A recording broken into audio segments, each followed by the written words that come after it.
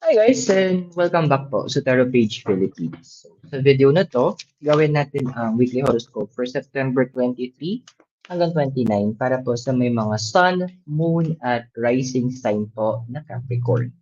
Kung bago kayo sa channel, please click the subscribe button, bell notification, and give this video a like. Kung hindi nyo po alam kung ano yung sun, moon, at rising sign nyo po, sa dulo po ng video natin, meron po tayong link para dito. Importante kasi siya. And tandaan po natin yung mga readings, they are for guidance purposes. May free will po tayo. Gamitin natin ito na maayos.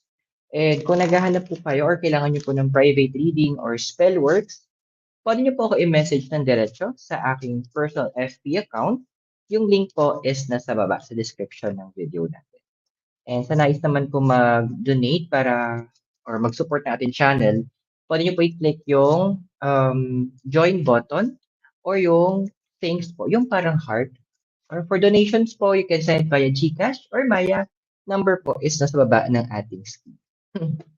Capricorn, ano na ba? Nangyayari sa'yo? One of my friends who are in the cardinal sign. So, ano ba meron? So, meron tayo itong Queen of Wands, tsaka time for a nap. Ano oo, nandun na tayo sa point na medyo napapagod tayo. Yung point na parang nakaka-stress. Yung tipo, ang daming deadlines, ang daming ganap, ang daming gagawin, ang daming kailangang matapos. Halos hindi nga sunod-sunod eh. Sabay-sabay yung iba pa. It's okay. Ano muna, focus muna tayo doon. Kasi meron yung kasabihan na strike while the iron is hot. Kumbaga, kung nababad sa apoy yung bakal, lalambot siya eh. So, yun yung habang nagbabaga siya, yun yung best time para pukpukin to ng pukpukin para humulma doon sa imahe na gusto nung manlililo o nung sa iba tawag panday. So, you are in that moment. Strike while the iron is hot. Nagbabaga pa. Huwag nating hayaan na masayang yung oras kasi alam mo ito pa, ito rin yung moment na hindi mo kailangan yung tinatawag na procrastinating. Huwag muna. Pwede tayo mag-take ng break siguro pag kailangan natin. Siguro tamang hinga, tamang recharge, pero balik tayo agad. Kasi moment mo to eh. Moment mo to Capricorn para ihayag mo sa mga tao na, hey, eto yung worth ko. Hey, eto yung kaya kong gawin. Hey, eto yung magagawa ko. Eto yung kaya kong malilo bilang ikaw yung panday ng sarili mong buhay. O yung impluensya mo pa nga, gano'n na kalaki din.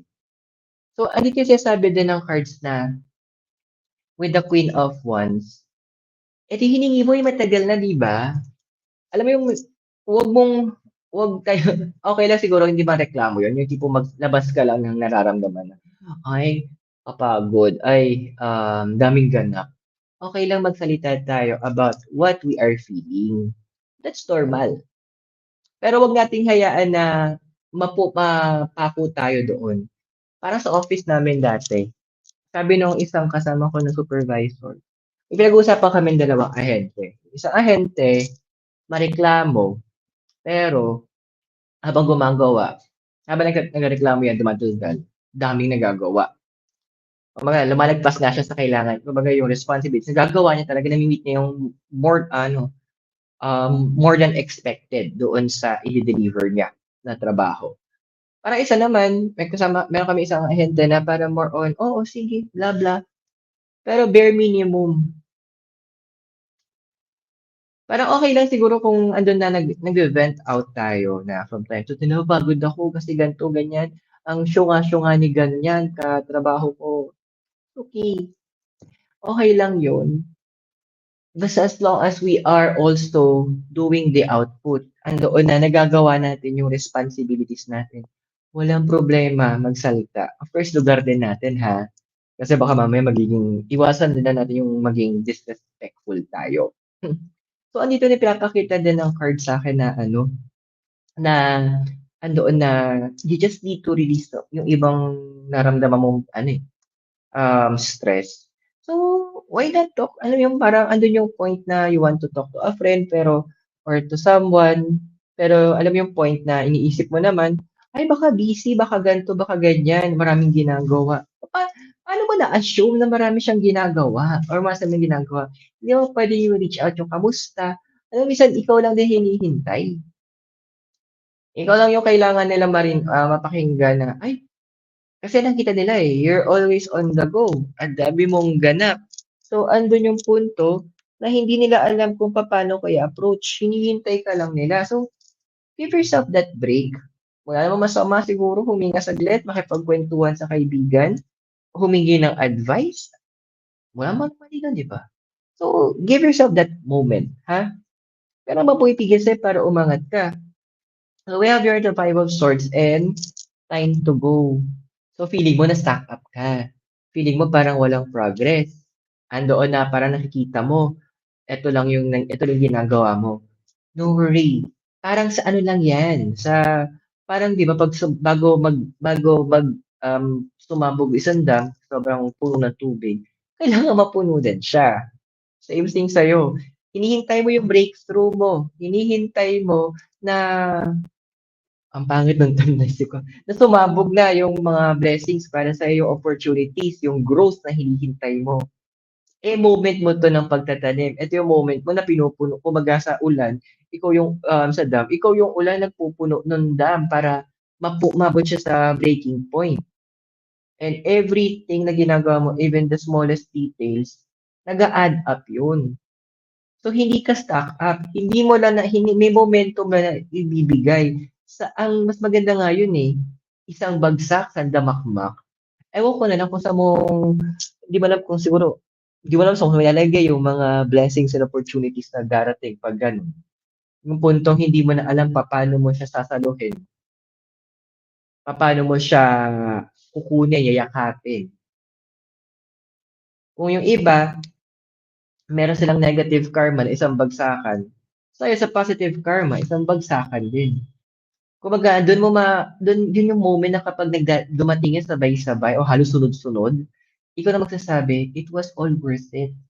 Yung mga pagod, yung puyat, yung pagpapapagal mo, yung paghahapo mo, yung mga oras na lalagpasan mo yung oras ng kain mo, magiging worth it lahat yun.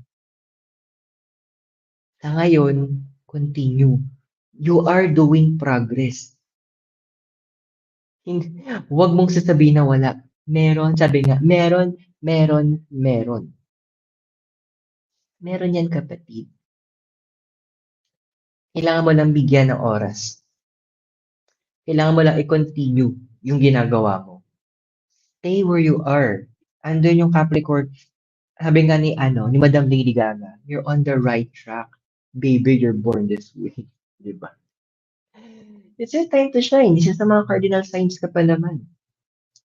This is the moment. Andun lang na siguro, final, ano mo na lang to, final test na, ito yung mga kailangan kong ibigay pa or ito yung kailangan ko invest. And eventually, babaliktad ang mga bagay-bagay, magiging pabor sa inyong mga cardinal signs. Ano ba kasi yung desire card mo? Okay, so we have here is the Nine of Swords and not for you. So, nine kasi is about learning eh. And Swords is about air. And tungkol din siya sa mind and intellect. So, that's not for you. Dude, it is for you. Parang yung point na parang, ito yung hindi yung minamanifest mo, pero hindi naman ito exactly hiningi ko. Wait, sabi ng universe. Minsan ang kalsada kailangan ng detour. Dito sa ngayon, um, as of today, the 21st of September, dahil sa sunod-sunod na bagyo, may part ng Cannon Road sa, I think, sabi sa balita, sa may Camp 2, sa may Pine Views yata, na yung kalsada is bumigay. So, gumawa sila ng alternate route para makadaan pa rin yung mga tao. Gano'n yung ginagawa sa'yo. Kasi kung papadiretsuhin ka doon sa target mo, yung mina-manifest mo, puwedeng na landslide pala yung daan. Puwedeng may problema along the way. And a blessing in disguise ang gagawin ng universe. Okay, detour muna tayo Capricorn. Liko tayo for this moment. Dito tayo dumaan. Ito naman yung gawin natin. Or ito muna. Minsan sabi nga ng friend ko, eh, minsan yung mga best, views, best experiences, mahahanap yan sa mga detours. Para ma-discover mo, ay yung kind of detour, ay meron pala masarap dito na kainan ng kare-kare, gutumin ko kain ng konti. Tsaka yung sinigang nila na hipon is malapot at puro yung kare-kare puro yung purong mani at of course sa mga Ilocano ang pakbet. Ay, ang fresh ng gulay, manamis-namis, half-cooked, crunchy. And hindi mo siya madi-discover yung kainan na yun kung hindi ka nag-detour. That's how the universe is working. May mga lessons siya ibibigay din pagdating mo doon sa point na minamanifest mo, ready ka. Kumbaga, minsan sabi natin, minamanifest mo lang is, sabihin natin, uh, scooter lang. Ay, gusto ko na kahit scooter lang. Eh, si universe, ang daming dito. Hindi. Kotse pala ang gusto ibigay ni universe. Something, something better, something big, something more extravagant. So, yun yung gusto ng yun yung sa mga desire mo, to get there, doon sa point of manifestation. Pero sabi ng universe, wait, dito tayo daraan. Dito tayo pupunta. Okay? What's your base card? Ano ba yung foundation mo? So we have here the Four of Swords and the Fates.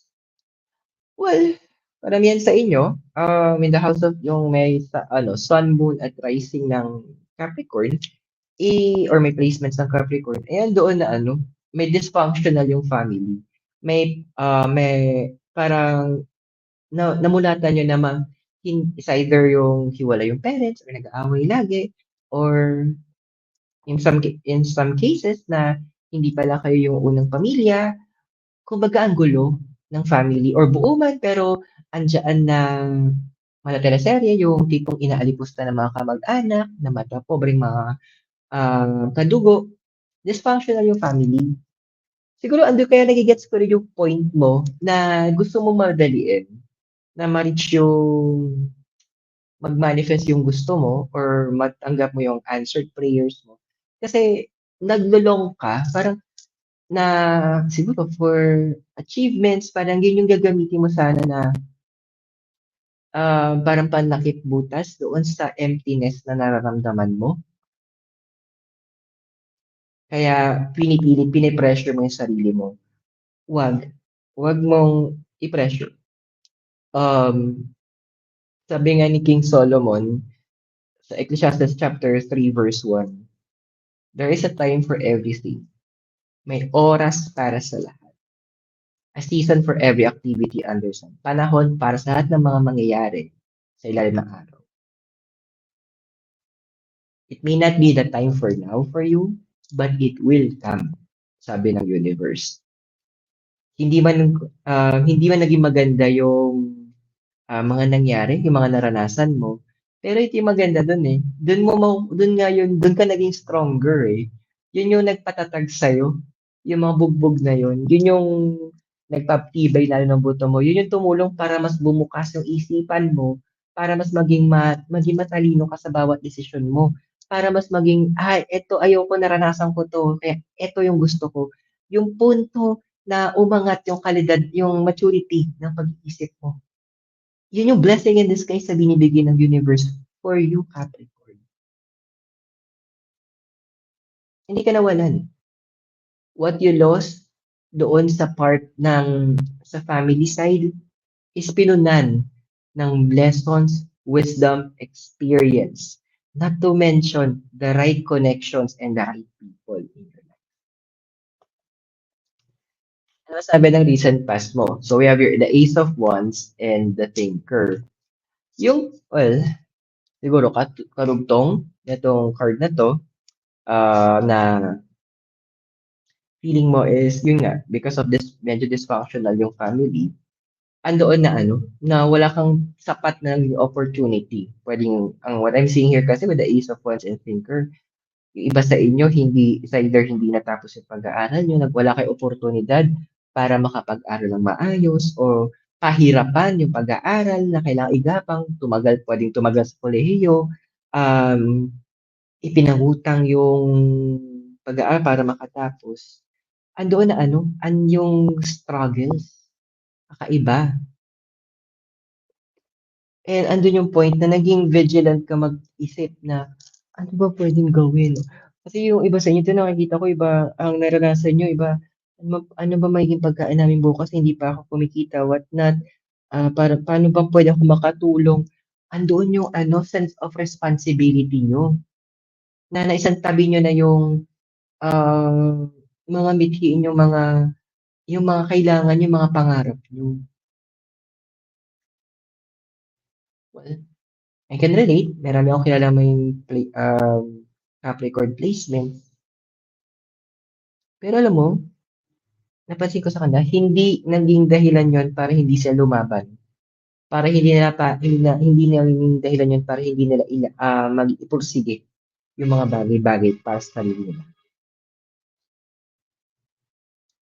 Ano ba yung future na ikaw in development? So we have your yung Six of Wands, tsaka Clean It Up. Technically, tuloy mo na yung ginagawa mo. Technically, maging ikaw. Hayaan mong matuloy-tuloy yung ginagawa mo, yung tinatahak mong landas. Hayaan mong maging buhay yun sa'yo. Hayaan mo na mangyari siya ng patuloy sa'yo. Hayaan mo na yun yung maganap para sa'yo. Bakit? Kasi ano ka sa'yo, you're on the right track. Kasi maraming nagsasalita, ano ba yun? Wala namang papatunguhan yung ginagawa mo. Wala namang magandang idudulot yung tinatahak mo. Yun ang tingin nila. Kasi hindi nila alam, naka-detour ka lang.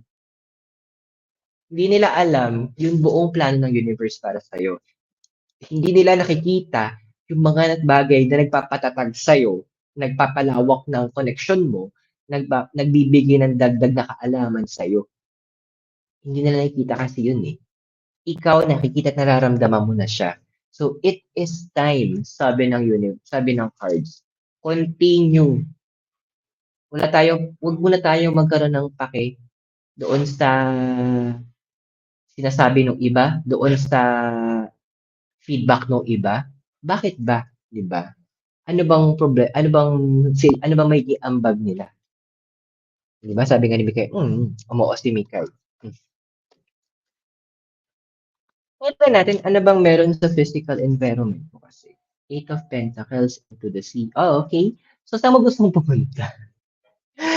So, for the travel ba tayo? Or may movement tayo sa career na gusto? Meron ba tayong, ano yun? Kasi, what I'm seeing here, the Eight of Pentacles, which is about power and the physical surroundings, or the earth siya, the physical, and to the sea. Andoon na meron kayong gustong mapuntahan. Pwedeng bakasyon to, or gusto nyo lumipat ng matitirahan, o umalis doon sa pwesto kung nasaan kayo.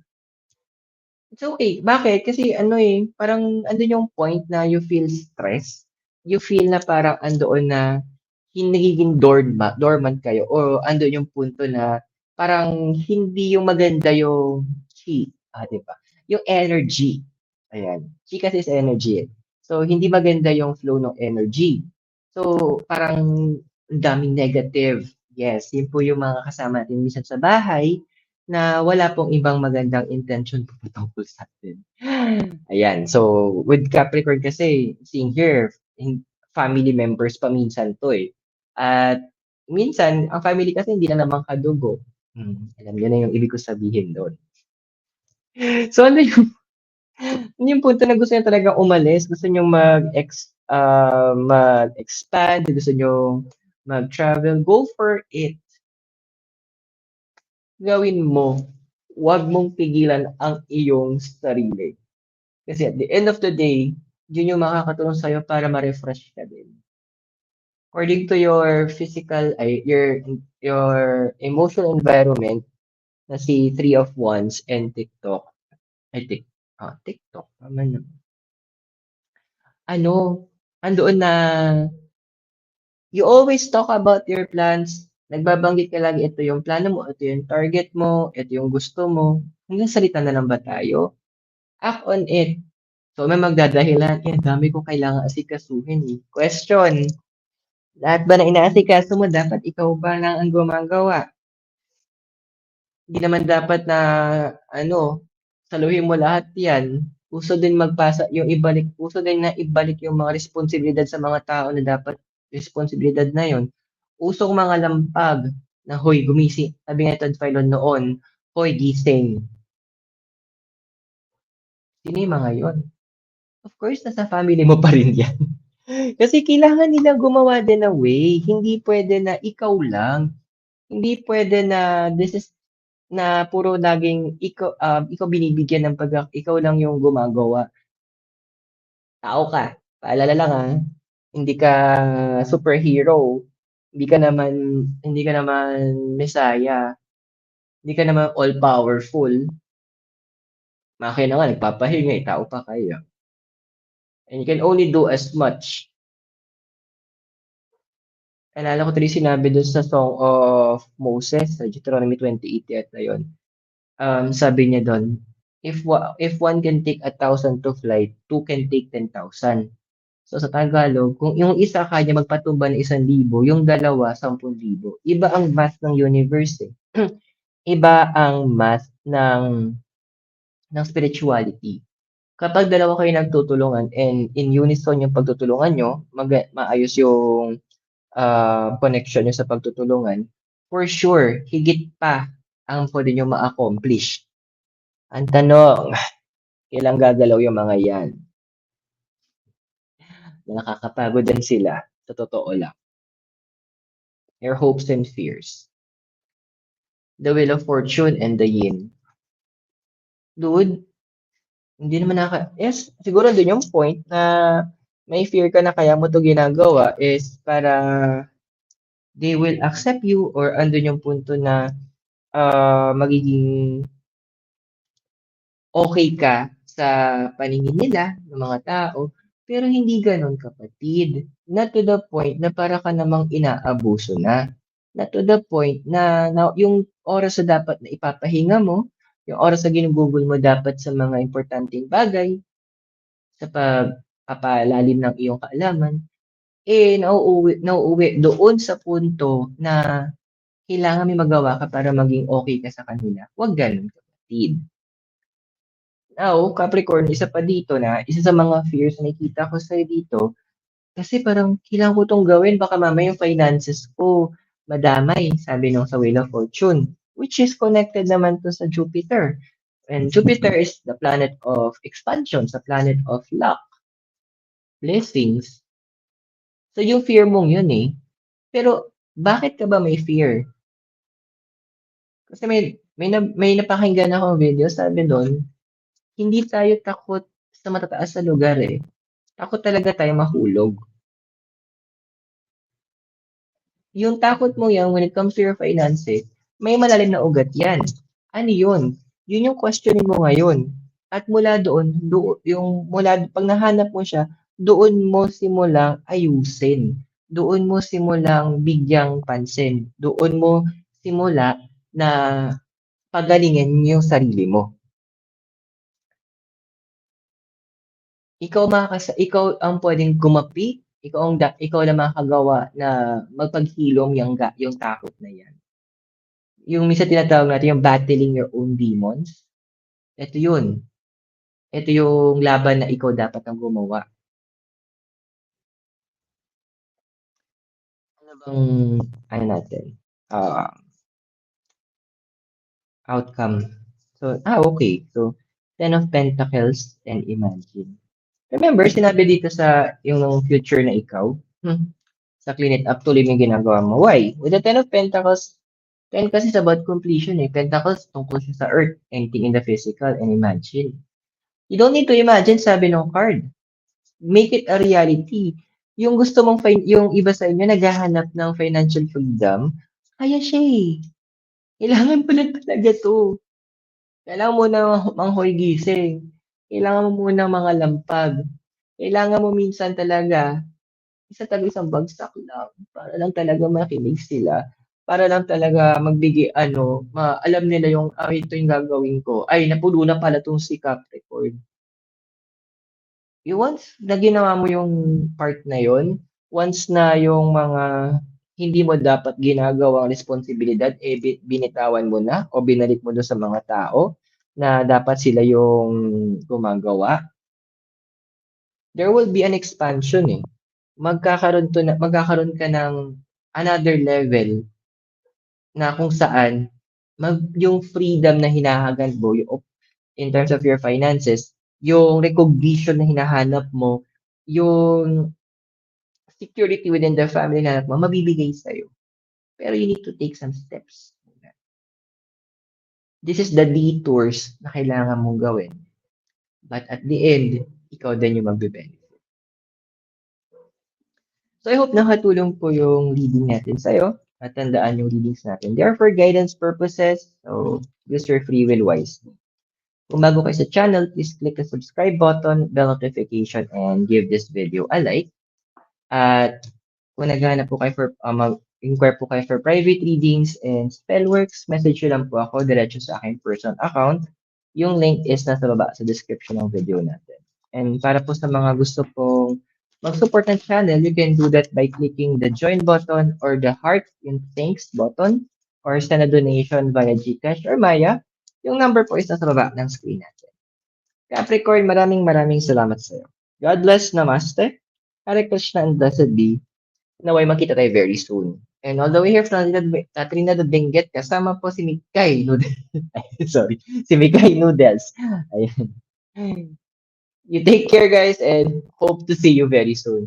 Goodbye sa ngayon po. Gulat.